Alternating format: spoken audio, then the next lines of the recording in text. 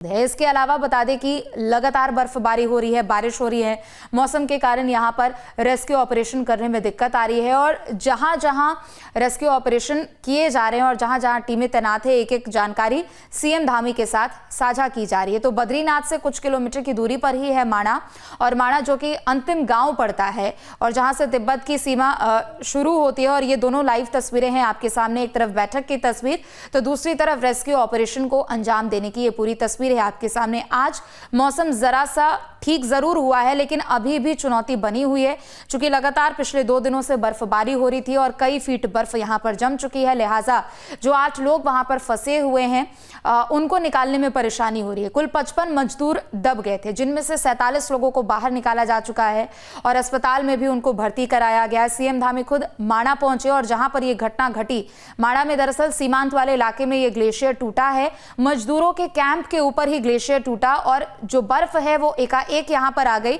और 55 मजदूर उसमें दब गए। दरअसल कुल 57 मजदूर थे जो कि वहां पर बीआरओ के लिए काम कर रहे थे। सीमा सड़क यहां पर बना रहे थे, हाईवे का निर्माण हो रहा था, लेकिन बारिश के कारण, बर्फबारी के कारण काम को 2 दिन पहले ही रोक दिया गया था। अलर्ट मौसम विभाग की ओर से जारी किया गया था। एवलांच को लेकर हालांकि स्थिति पहले साफ नहीं थी, लेकिन भारी बारिश को लेकर, भारी बर्फबारी को लेकर यहां पर जरूर अलर्ट जताया गया था।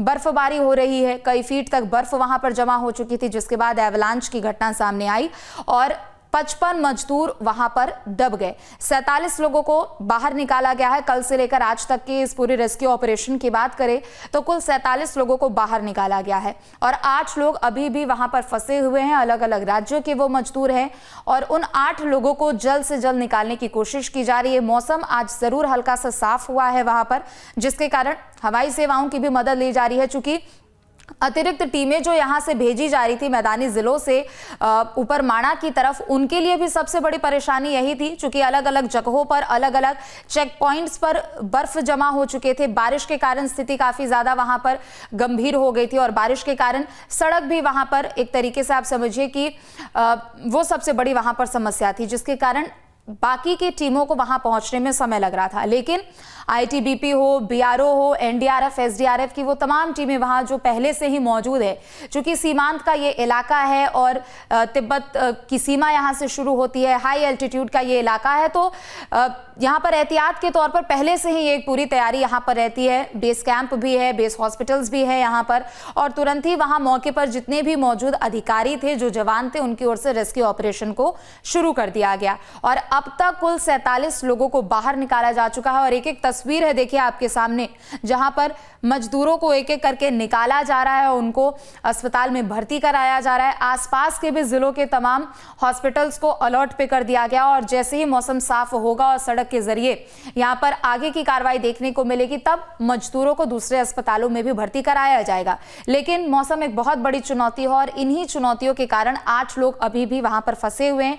कल दरअसल सुबह 5 बजे के आसपास की पूरी घटना है जब ग्लेशियर टूटने की जानकारी मिलती है, लेकिन जिला प्रशासन को यह जानकारी दरअसल देर से मिलती है और जैसे ही ग्लेशियर टूटने की घटना हुई, बीआरओ के जो जवान हैं, जो अधिकारी हैं, जो कर्मचारी वहां पर पहले से ही तैनात रहते, उनकी ओर से रेस्क्यू ऑपरेशन को अंजाम दिया गया। आईटीबीपी के भी जवान थे, उन्होंने भी रेस्क्यू ऑपरेशन शुरू किया था और धीरे धीरे करके लोगों को निकालने का काम शुरू हो चुका था। लेकिन जैसे ही जानकारी जिला प्रशासन को मिलती है और अतिरिक्त टीमें यहां से भेजी जाती है, उसके बाद यहां पर रेस्क्यू ऑपरेशन को धार दे दिया जाता है। 170 से ज्यादा जवान अभी भी रेस्क्यू ऑपरेशन के कार्य में जुटे हुए हैं, चाहे वो असम यूनिट्स हो, गढ़वाल राइफल्स हो, इसके अलावा आईटीबीपी के जवान हो, सेना की भी मदद यहां पर ली जा रही है और पूरे रेस्क्यू ऑपरेशन को युद्ध स्तर पर अंजाम दिया जा रहा है। सीएम धामी कल भी बैठक करते हुए नजर आए थे और आज भी बैठक की तस्वीर है ये आपके सामने, पल पल का अपडेट वो ले रहे हैं। जिला प्रशासन की टीम खुद वहां माणा पहुंच चुकी है, सीएम धामी भी माणा में ही मौजूद है और उन्होंने बैठक भी की है और तस्वीरें भी देखिए आपके सामने। बैठक करते हुए अधिकारियों को जरूरी दिशा निर्देश दिए और जैसे ही मौसम साफ होगा, तस्वीरें थोड़ी साफ होगी और चुनौती मौसम को लेकर जैसे ही थोड़ी सी कम होगी, एयरलिफ्ट करके मजदूरों को अस्पतालों में भर्ती भी कराया जाएगा। तो दिशा निर्देश यहां पर दिए गए हैं, लेकिन चुनौती अभी भी यही है कि उन 8 लोगों को कैसे और कितनी जल्दी वहां पर निकाला जा सके, क्योंकि समय लगातार बीत रहा है। स्नोफॉल थोड़ा बेशक अभी कम हुआ है, मौसम अभी थोड़ा बिल्कुल साफ है, लेकिन जिस गति में और जिस रफ्तार के साथ पिछले 2 दिनों से बर्फबारी हो रही थी, उसके कारण काफी मोटी बर्फ की परत यहां पर जम गई थी। जिसके कारण परेशानी आ रही थी। बता दें कि मौसम विभाग की ओर से अलर्ट भी जारी किया गया था और कल को भी लेकर काफी ज्यादा मौसम विभाग की ओर से अलर्ट जारी किया गया था। एवलांच को लेकर हालांकि कोई ऐसा अलर्ट नहीं था, लेकिन चूंकि ये प्राकृतिक आपदा है और ऐसे में प्राकृतिक आपदा से निपटने के लिए पूरी वहां तैयारी पहले से ही की जाती है। सीमांत का इलाका होता है जहां पर बारिश भी काफी ज्यादा होती है, गर्मी भी होती है, तो बर्फबारी भी सबसे ज्यादा होती है और एहतियात के तौर पर सभी कदम यहां पर उठाए गए थे। लेकिन अभी भी 8 मजदूर वहां पर फंसे हुए हैं।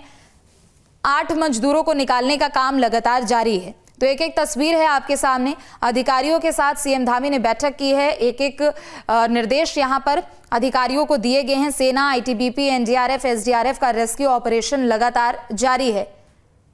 तो उत्तराखंड के चमोली में रेस्क्यू ऑपरेशन का कार्य किया जा रहा है। 170 से ज्यादा जवान रेस्क्यू ऑपरेशन में जुटे हुए हैं।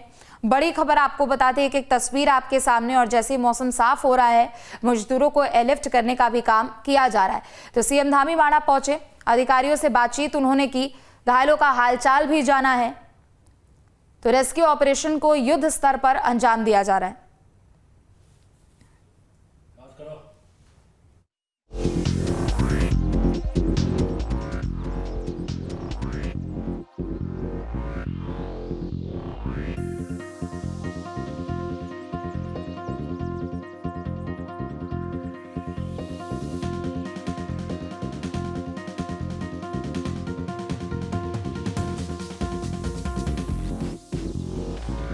तो देखिए, एक एक तस्वीर है आपके सामने। मुख्यमंत्री पुष्कर सिंह धामी अधिकारियों के साथ बैठक करते हुए भी नजर आ रहे हैं। तो दूसरी तरफ अभी भी बर्फबारी की स्थिति वहां पर बनी हुई है, लिहाजा चुनौती और बढ़ चुकी है। सीएम धामी ने घटनास्थल का हवाई सर्वेक्षण भी किया है। अजीत हमारे साथ लाइव जुड़ चुके हैं। अजीत, 8 मजदूर अभी भी है जिनको निकालने का कार्य जारी है और युद्ध स्तर पर पूरे ऑपरेशन को अंजाम दिया जा रहा है। देखिए, जो घटनास्थल है, मैं एक बार फिर अपने दर्शकों को आपके माध्यम से बताना चाहता हूं कि जो घटनास्थल है वो कितना दुरूह है, कितना दुर्गम है। इस बात का अंदाज़ा इससे लगाया जा सकता है कि मुख्यमंत्री भी वहां नहीं पहुंच पाए, उन्होंने भी एरियल सर्वे ही किया। कल की जो टीमें चली हुई थी, जो जिला मुख्यालय चमोली से भेजी गई थी एनडीआरएफ, एसडीआरएफ की, वो आज भी अभी भी हनुमान चट्टी के आसपास खड़ी है। बर्फ़ हटाने का काम चल रहा है, वो आगे बढ़ ही नहीं पा रही है। तो ये एक सिचुएशन उस घटनास्थल की है जहां वो हादसा हुआ।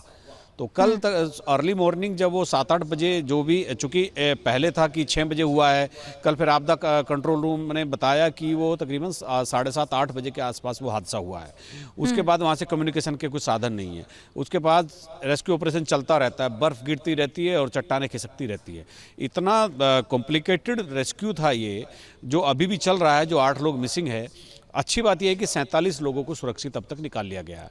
आईटीबीपी के जवानों को, आर्मी और बीआरओ के जवानों को सैल्यूट करना चाहिए। उन्होंने कल बहुत ही विषम परिस्थितियों में, बहुत विपरीत परिस्थितियों में रेस्क्यू चलाकर और उन्होंने ये 47 जिंदगी अब तक निकाल ली हैं।